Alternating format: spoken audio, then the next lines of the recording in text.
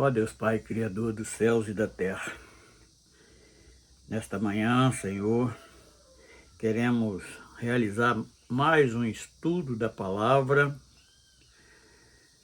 mostrando, Senhor, qual o destino da alma do homem é de acordo com a sua escolha. Se ele escolhe qual caminho que vai andar, é onde ele vai chegar. E nós queremos, nesta manhã, dar essas instruções para que o homem possa ser consciente qual será o teu final. Nós assim te pedimos no nome do Senhor amado Jesus.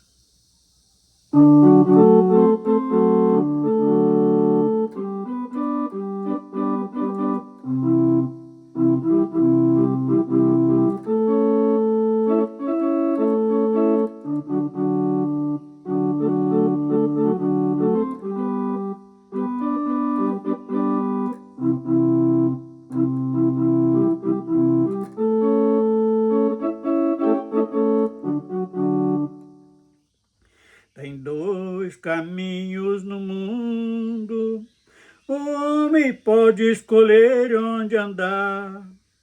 Só tem que saber onde pode chegar.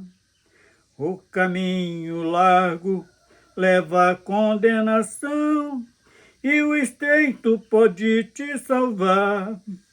Te leva ao encontro de Cristo, que está pronto para perdoar.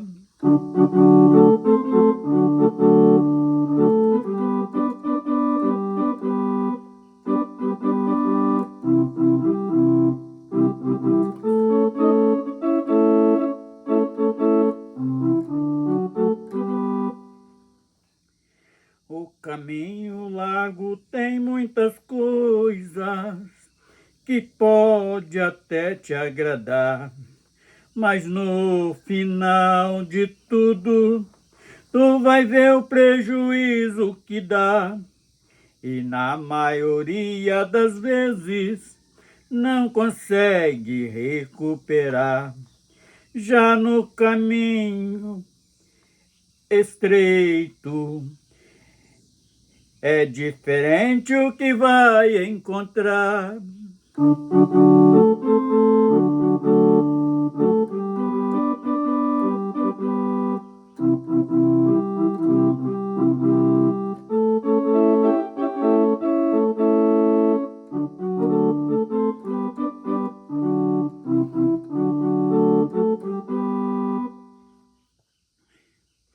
Eu andei no caminho estreito, encontrei com a salvação.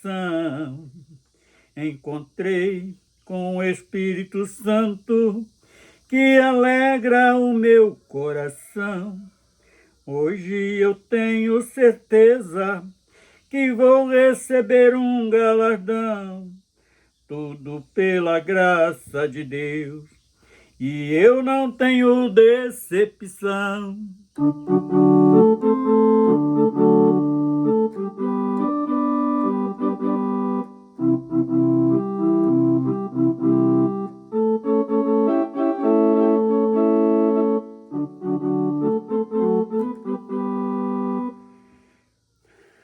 O caminho largo tem muitas coisas que pode até te agradar, mas no final de tudo, tu vai ver o que prejuízo que dá. E na maioria das vezes, não consegue recuperar. Já no caminho estreito, é diferente o que vai encontrar.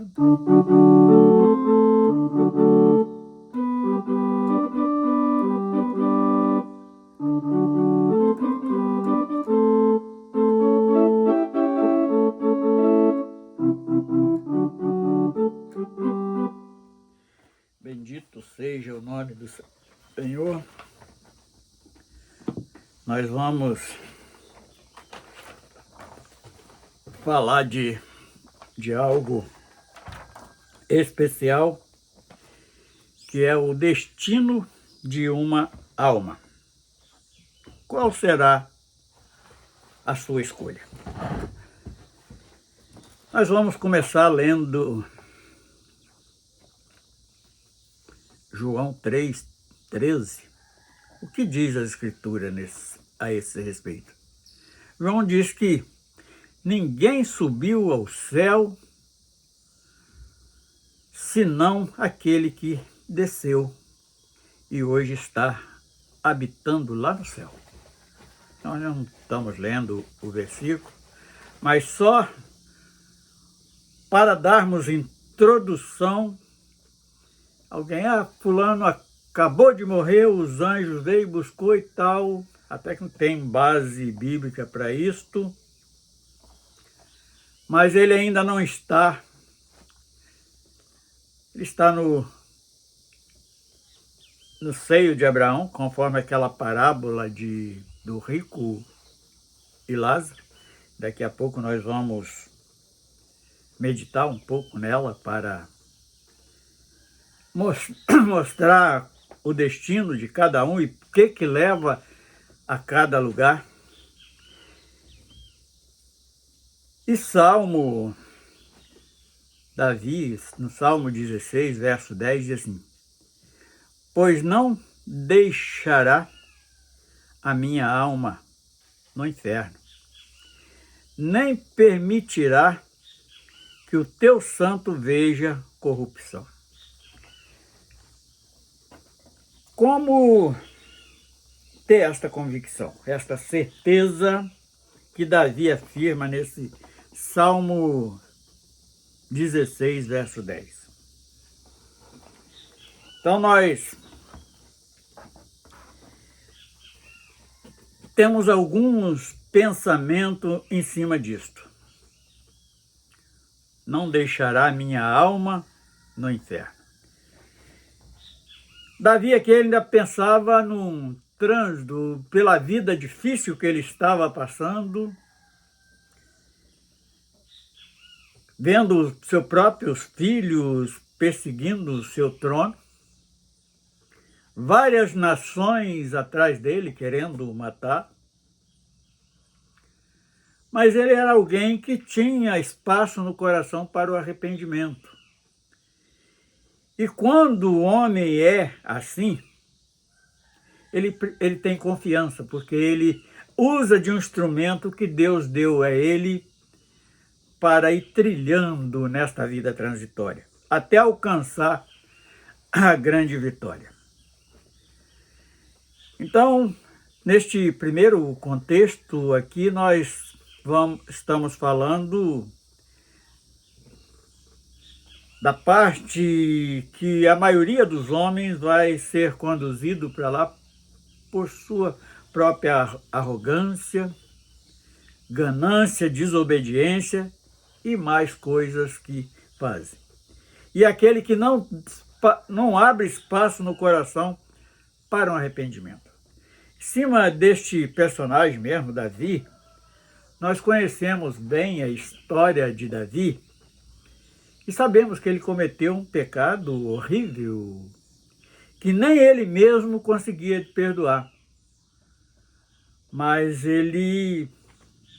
quando ele foi esclarecido da grande falta que ele tinha cometido, ele tirou até suas vestes reais, se veste de saco, joga cinza na sua cabeça, um gesto de humildade, e volta para o Senhor pedindo misericórdia. Enquanto o outro, que era um dos seus adversários, Saul, foi dado uma sentença para ele cumprir, ele desobedece e foi lá até cumpriu executou o mandamento que Deus tinha ordenado para ele pela metade, que não era para deixar ninguém daquela nação vivos, não pegar nada de despojo daquela nação. E nesta parte aí, Saul age como muitos que nós conhecemos hoje, quer políticos, quer religiosos, eles sempre os olhos crescem, o coração incha naquilo que é material. E quando ele é confrontado da mesma forma quando Davi foi confrontado pelo profeta Natã, ele esquiva de uma maneira colocando a culpa em cima do povo, como se fosse o povo que tivesse tomado aquela decisão, sendo ele o rei. E ele ali perde toda a graça que Deus tinha para oferecer, e ele termina lá num centro de macumba e depois sob a ponta de uma espada. E próprio filho de Davi, Salomão, ele deixa no Provérbio 15, verso 11, algo muito interessante a respeito do inferno. O inferno é a perdição. Estão perante o Senhor, quanto mais os corações dos filhos dos homens. Porque alguém pode falar, mas a culpa total é de Deus porque não teve misericórdia da minha vida. A gente ouve muita gente falando isto, mas não, nós temos um dever para cumprir e está preparado. O próprio Senhor preparou, ele conhece, sabe que inclusive o filho dele, quando veio aqui na terra, que foi morto por nossa culpa, ele desce até o inferno e ali ele pôde pregar, porque a palavra diz isso, ele pregou para aqueles que estavam ali, conscientizando eles dos seus atos que cometeu. E o Senhor tem consciência disto. Neste Provérbio 15, verso 11, Salomão esclarece muito bem. O inferno é a perdição. Estão perante o Senhor. E o Senhor não vai mandar ninguém para o inferno que seja inocente. Todos que tiver o seu destino para o inferno, ele tem a consciência que não está vivendo a obediência de Deus.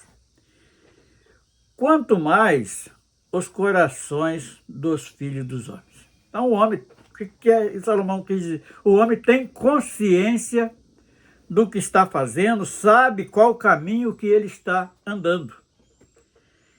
E por que nós estamos trazendo? Porque hoje nós queremos mostrar uma diferença dos dois lugares preparados para a alma do homem. Qual é a diferença? Qual é a consequência em chegar desses dois lugares? Então, nós estamos falando do inferno e o céu também. E ainda Provérbio 23, verso 14, diz assim: tu fustigarás com a vara e livrará a sua alma do inferno.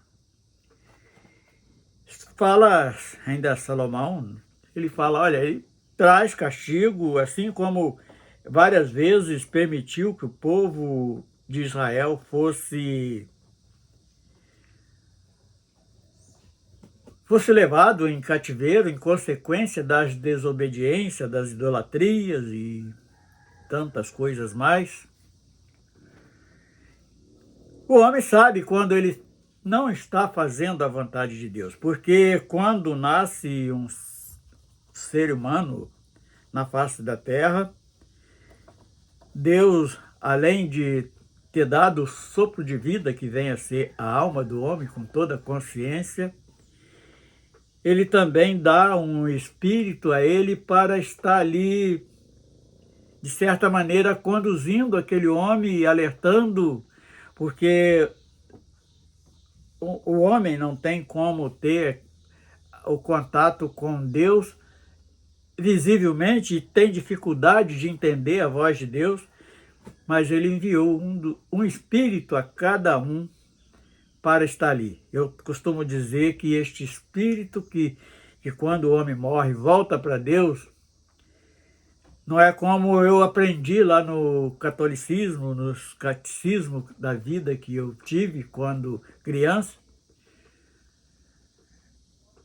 mas sim aquele mordomo que ele dá para estar prestando um serviço a cada um que nasce na face da terra.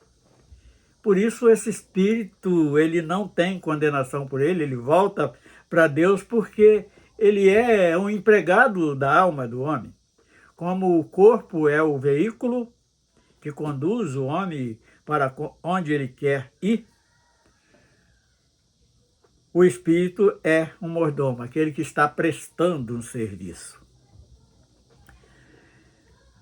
Agora vamos para Mateus 5:22, que diz o seguinte: Eu, porém, vos digo, qualquer que sem motivo se encolariza contra o seu irmão, será réu de juízo. E qualquer que deseja ao seu irmão raça, será réu do sinédrio. E qualquer que disser louco, será réu do fogo do inferno. O que Jesus estava querendo ensinar isto? Aqui ele está mostrando ações humanas que vai ter uma consequência. Vamos na primeira ação. Eu, porém, vos digo, qualquer que, sem motivo, se colariza contra o seu irmão, será réu de juízo. Então, nós, muitas das vezes, sem razão, a palavra é bem clara, que por motivo nenhum, o indivíduo põe ali um ranço, conforme nós costumamos dizer, aquela bronca daquele indivíduo. Perante Deus ele já merece um julgamento. O juízo aqui ele fala de julgamento e uma sentença, já tem uma sentença decretada sobre aquele homem. E a segunda parte do versículo: e qualquer que disser a seu irmão raça, será réu do sinédrio. É aquele que discrimina o seu irmão. Aqui é mais para dentro de uma congregação, porque nós estamos falando da palavra de Deus.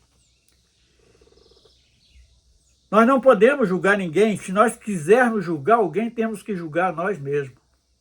Então, raça será réu do sinédrio. Aí ele tem uma comitiva para julgar. E a última parte deste versículo, versículo 22 do capítulo 5 de Mateus: e qualquer que disser louco, será réu do fogo do inferno.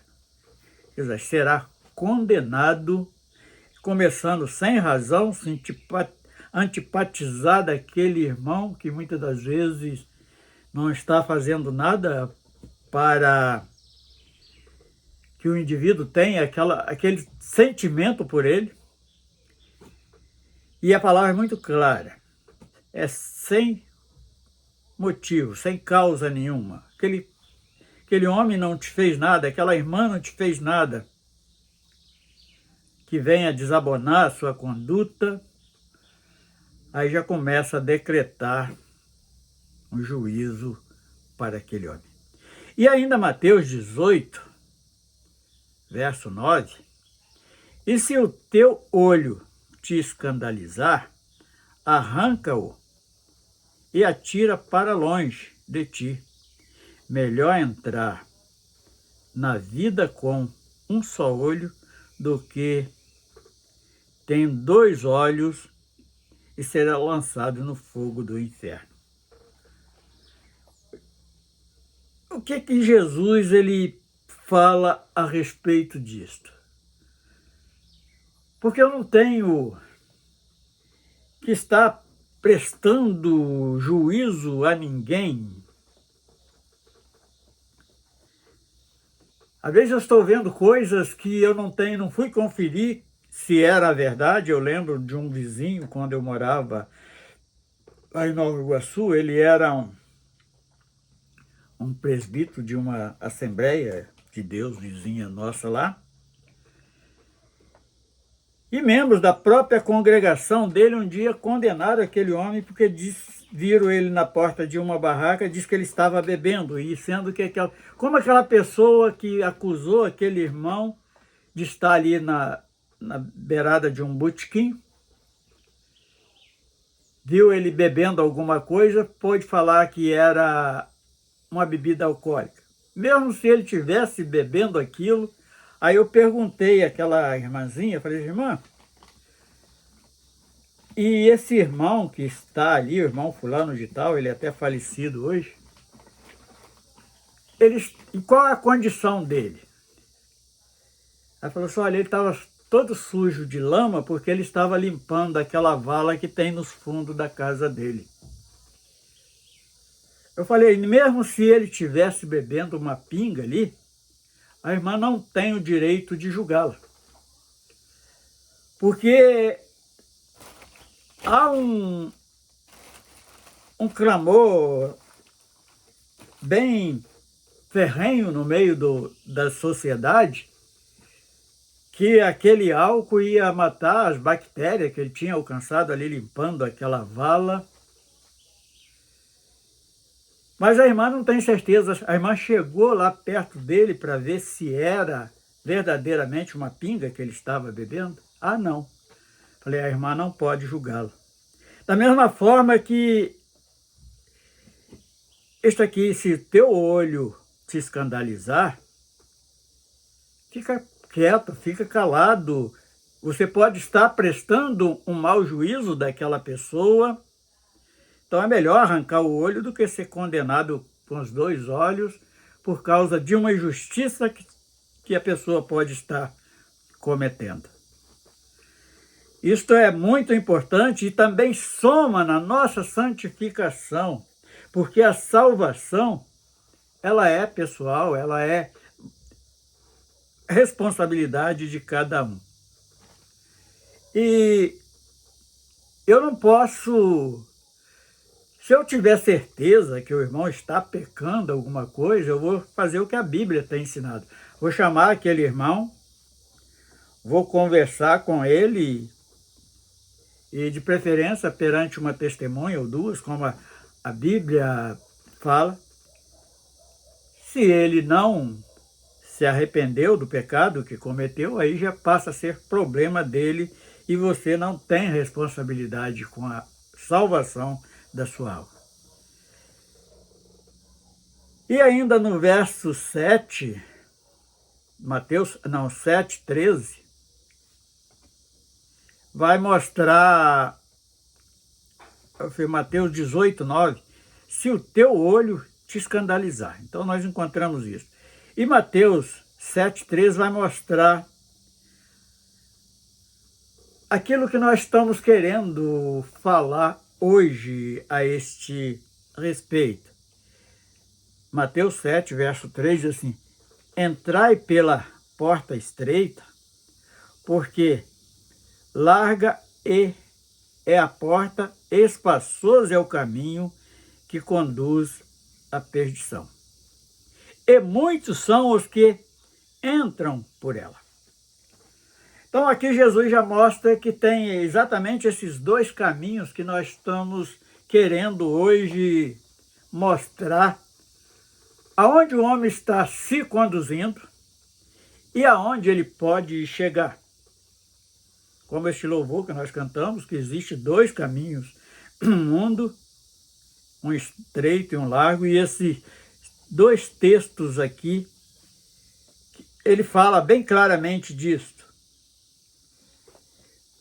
E o versículo 14, 7 de Mateus ainda diz: e porque estreita é a porta, e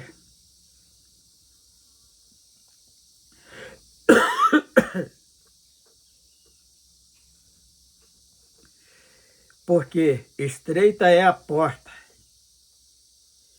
e o caminho que leva à vida.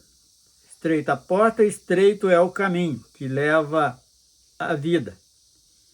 E poucos é os que a encontram.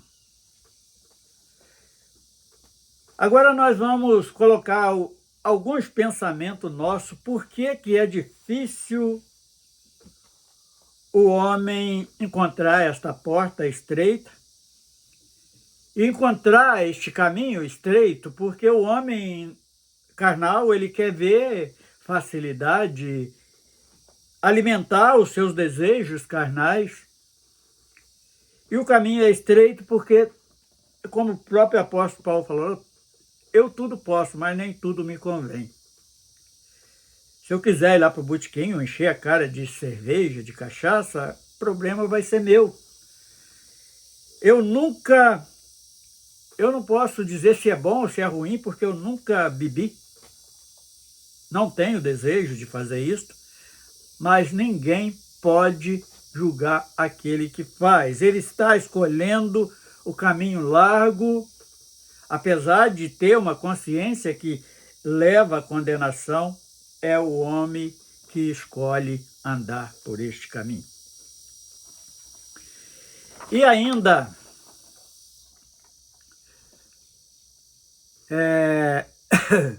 22:16 a 22:9 de Mateus, fala do convite para as bodas. Então, quem pode tirar um tempo para meditar nesse texto, Mateus 22:9, fala Jesus ali falando até da salvação. Todos ali foram convidados, mas teve uma grande equipe daquela sociedade que rejeitou o convite, assim como hoje a maioria dos homens. Por isso que diz que muitos encontram esta porta larga e este caminho espaçoso. Eles procuram caminhar por ele. E no verso 16, fala da qualidade dos convidados, que não eram dignos. Aqueles que rejeitaram por conta própria. E ainda fala a respeito da aparência. Qual é o seu testemunho? E João 14, verso 6, diz o seguinte: disse-lhe Jesus: eu sou o caminho, a verdade e a vida. Ninguém vem ao Pai a não ser por mim. Então Jesus ainda teve o grande amor de avisar que ele é esse caminho que nos conduz à vida eterna, que nos conduz aos céus. E Paulo, em Romanos 3,16, diz assim: os seus caminhos há destruições e miséria. Então é aquele homem que se achou a grande facilidade de caminhar, de passar pela porta estreita. Ainda tem um detalhe ainda, sabe por quê? Porque esta porta estreita não tem necessidade de ser porta larga, porque não cabe as coisas do mundo. Para onde o Senhor tem preparado para nós, que nós vamos ver dentro da palavra agora em seguida, a respeito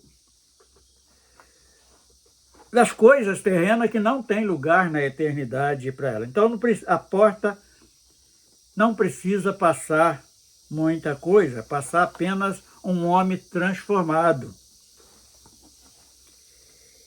E agora vamos estar abrindo João,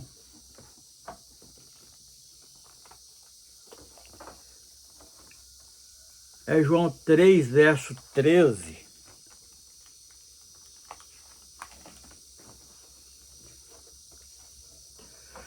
João 3, verso 13.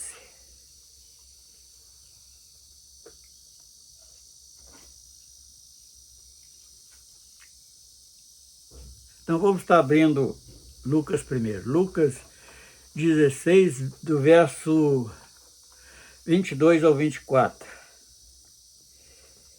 E aconteceu que o mendigo morreu e foi levado pelos anjos para o seio de Abraão, e morreu também o rico, e foi sepultado. E no Hades ergueu os olhos, estando em tormentos, e viu ao longe Abraão e Lázaro no seu seio.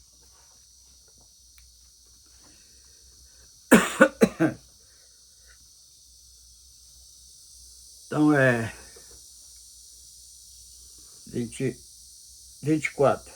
E clamando diz: Pai Abraão, tem misericórdia de mim, e manda a Lázaro que molhe na água a ponta do seu dedo e me refresque a língua, porque estou atormentado nestas chamas. Então, todos aqueles que escolheram o caminho largo, no final da caminhada, eles vão encontrar isso aqui, que este rico encontra, e ele teve o desprazer de ver aquele que estava na sua porta, que não cometia pecado nenhum único. Se ele tinha o pecado, era de ser pobre, um necessitado, e aquele mendigo estava ali na porta daquele até para testá-lo. Ele com certeza que a narrativa diz que eram os cães que iam lambendo as feridas que aquele homem tinha no corpo. E fala também que aquele homem desejava comer até das migalhas que caísse da mesa daquele rico. E ele nem olhava para aquele homem. Mas aqui nesse texto mostra que ele olhava assim, ele só tinha desprezo por ele. E a resposta de Abraão falou: olha, daqui ele não pode passar para lá e nem você passar para cá. Então é o lugar que conduz, é uma das grandes diferenças que existe do inferno para o céu. O seio de Abraão aqui fala de um lugar, a palavra é bem clara, que é um lugar de repouso para os salvos. Não é ali como nós aprendemos quando era criança, que ia para um purgatório para poder consertar, para poder acabar de chegar ao céu. Não, eles estão ali em repouso e só vai entrar na cidade que Deus fez para que o homem não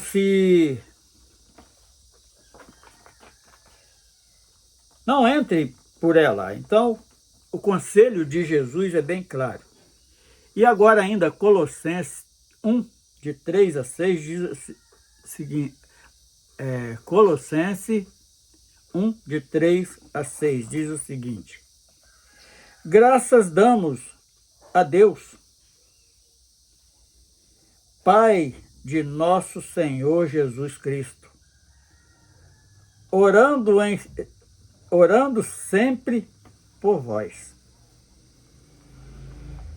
Porquanto ouvimos da vossa fé em Cristo Jesus e da caridade que tendes para com todos os santos, por causa da esperança que vos está reservada nos céus, da qual já antes ouviste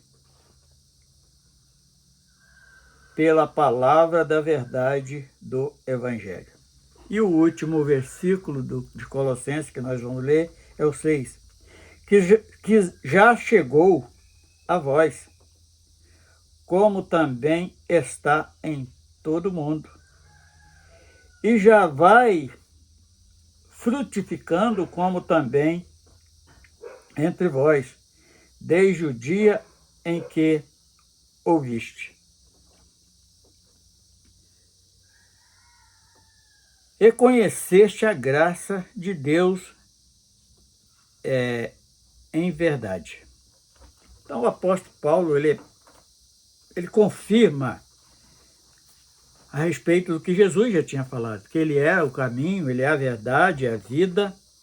E Paulo acrescenta algo que é muito importante: nós só vamos alcançar e conseguir trilhar este caminho através da fé, crendo no sacrifício do Filho de Deus pelas nossas almas, e assim nós vamos galgando dia após dia, assim como a própria palavra nos ensina. Se nós já alcançamos um grau de santidade, é para continuar nos santificando mais ainda, porque sem a qual ninguém será salvo. E essa santificação, o Espírito Santo está presente para nos ajudar.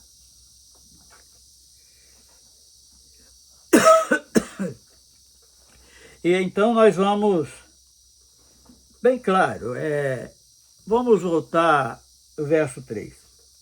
Graças damos a Deus, Pai de nosso Senhor Jesus Cristo,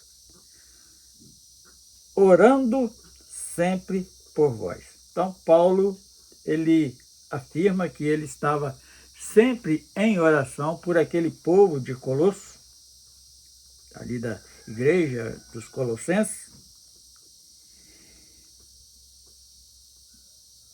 porquanto ouvimos da vossa fé. Então ele tinha notícia que eles estavam acreditando no Evangelho que ele tinha pregado em Cristo Jesus. Tá? Nossa fé tem que ser dirigida ao Filho de Deus. E da caridade que tendes para com todos os santos. Então aquilo ali era uma comunidade comum,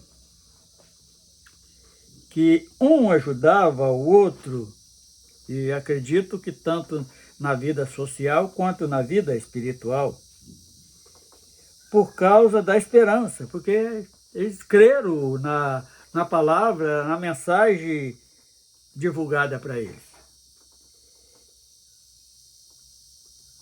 E ele, no último versículo, ele fala que tinha chegado até eles, chegado até vós. Agora, Apocalipse, para encerrarmos, Apocalipse, capítulo 21,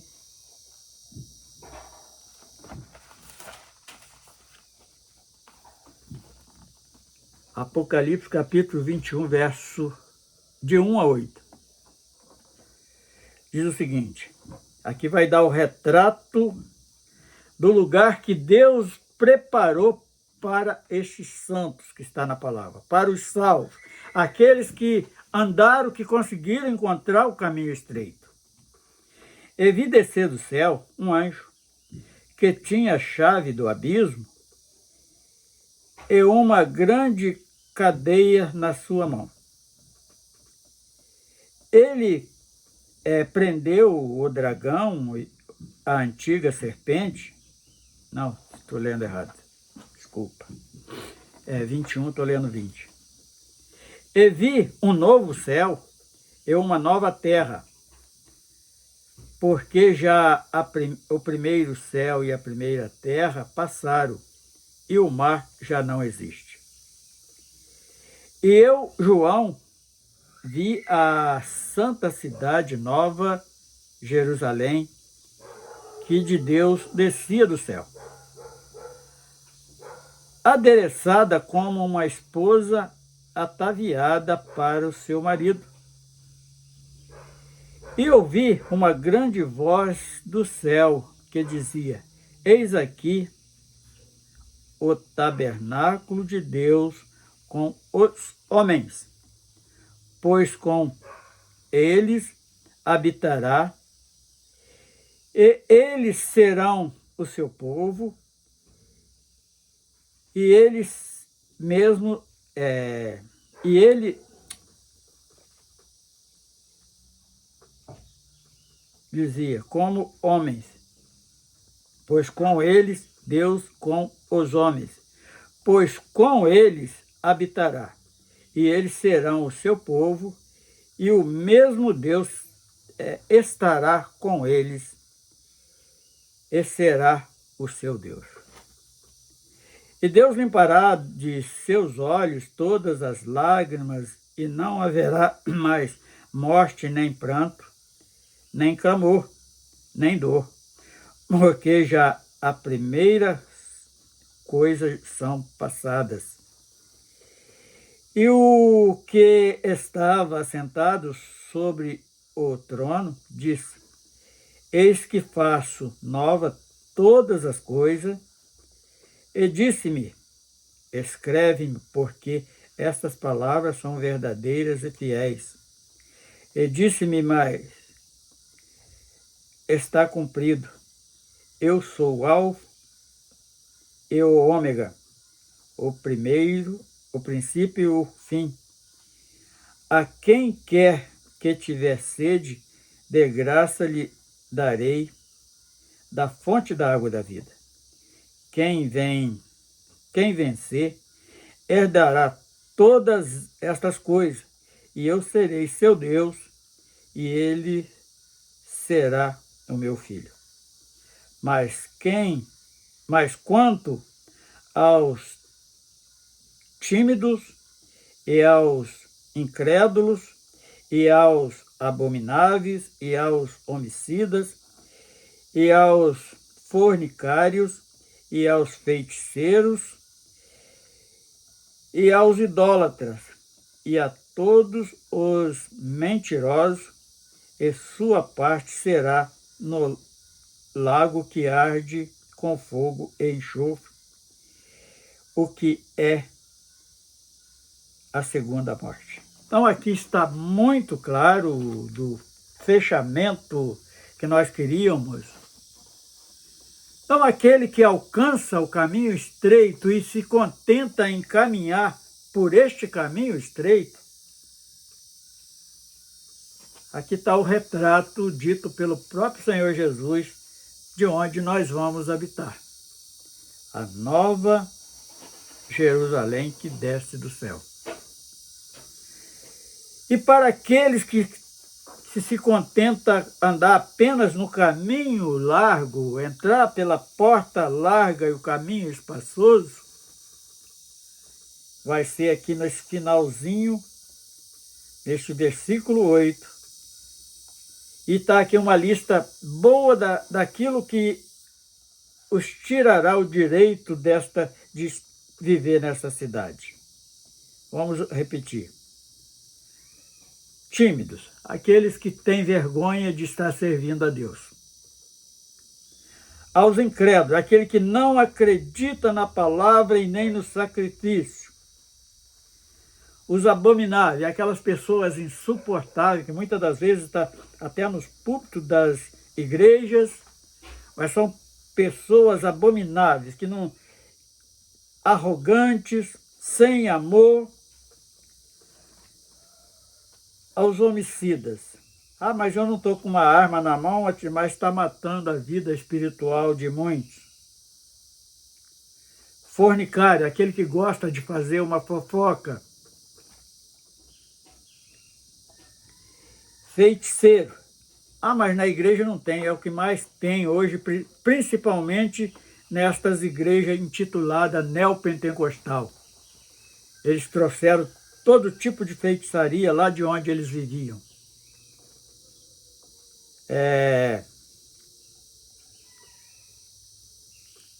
E aos idólatras também.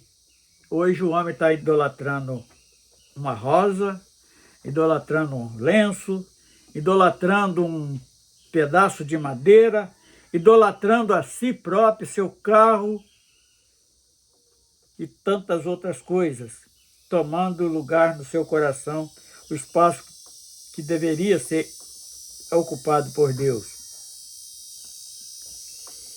E a todos mentirosos. Nós sabemos que é uma coisa que o homem adora, é mentir. Isso também tira o direito da cidade santa. E aqui fala que a sua parte é no lago ardente de fogo e enxofre, que é a segunda morte. Por que a segunda morte? Ele vai ficar ali neste sofrimento eternamente. Chama-se destituição da graça. O indivíduo não aceitou a graça e com isto ele herdou a condenação eterna. Seu Deus, nós glorificamos o teu nome por esta palestra, por esta meditação e o grande risco de não entrarmos ali aonde tanto desejamos, que é na cidade santa, na Nova Jerusalém, que desce do céu. Nós te adoramos e te agradecemos no nome do Senhor Jesus. Amém.